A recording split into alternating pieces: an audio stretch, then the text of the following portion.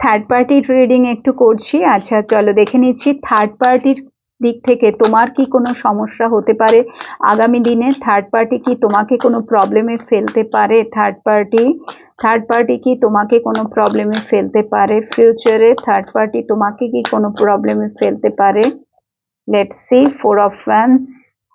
Third party কি তোমার কোনো প্রবলেম হতে পারে? Six of swords.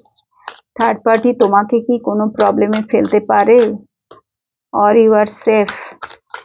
Let's see তোমার উপরে কি কিছু করতে পারে। Ace of pentacles.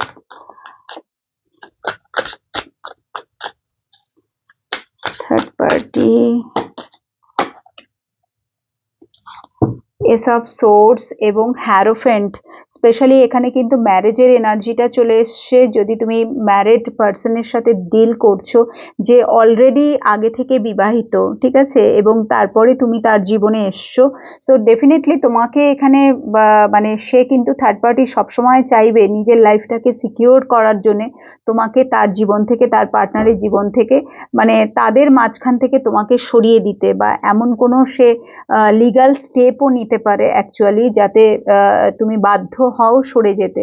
সো সেই একটা দিক আছে। আদারওয়াইজ যদি এটা হয়ে থাকে যে সে পরে এসছে, অলরেডি ইউ আর ম্যারিড এবং থার্ড পার্টি তোমার জীবনে পরে এসছে, সে কিন্তু তোমাকে কিছু করবে না, বাট তোমার পার্টনারকে অলওয়েজ প্রেশার দিতে থাকবে সে যেন তোমাকে ছেড়ে দেয়, ঠিক আছে, লিগালি, ঠিক আছে।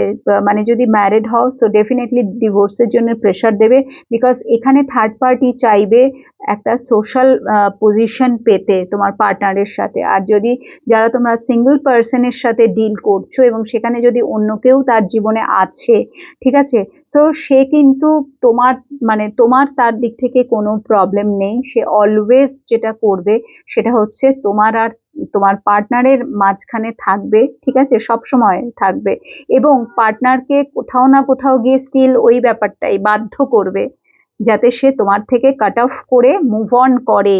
Six of swords, move on করে, ঠিক আছে, অলওয়েজ।